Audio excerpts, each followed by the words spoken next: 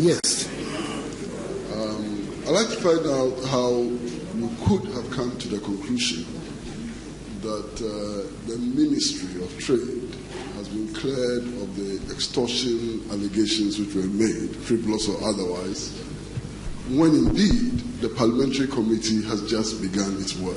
What's the basis of your conviction that the ministry has been cleared of the allegations? And Mr. President, if you would indulge me, I'd like to add half a question. Just half a question, Mr. President. Go ahead. Can I go ahead? Yeah, Mr. President, what is the status of the Guantanamo Bay detainees who were exported to Ghana in the light of the agreement that the Ghana government had with the United States of America? What is the current status, Mr. President? Thank you very much.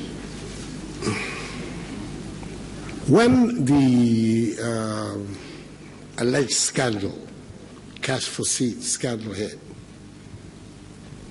I asked the Minister of Trade to give me an explanation to respond to the allegation that had been made in the public space.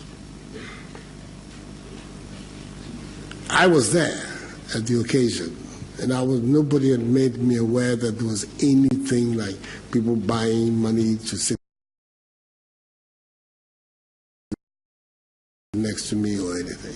So it came as a surprise to me.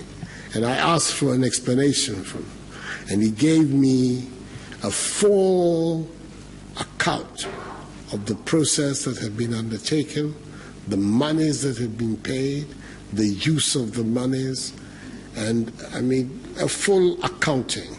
I looked at it, I examined it with others, and was satisfied that it had responded to the allegation that had been made. And I believe the statement he made to me is the very same statement that he made to the committee. And it has been supported by virtually everybody who was involved in the organization of the event.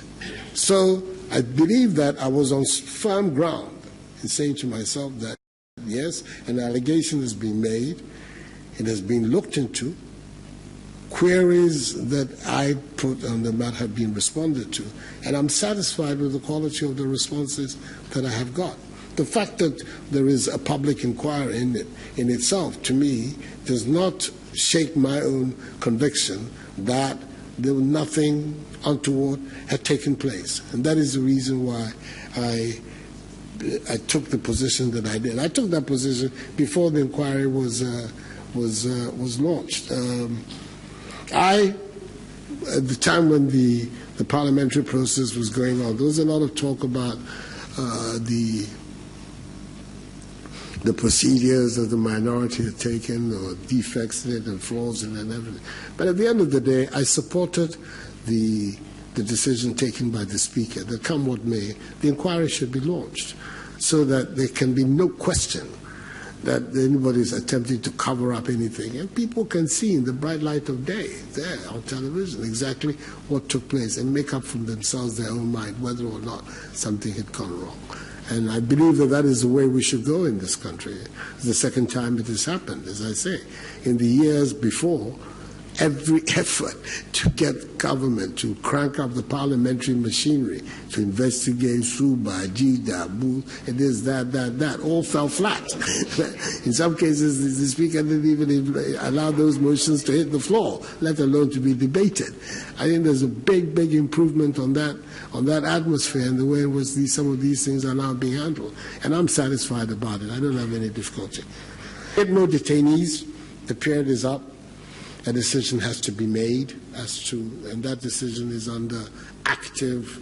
We need to be able to say something to the Parliament when it resumes, because the period under which the agreement was brought has come to an end.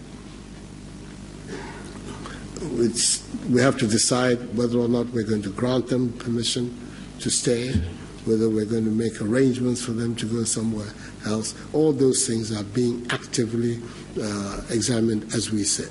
But I'm fully aware that a decision on them has to be made, and it cannot be made in 6 months or 5 months. It has to be made now.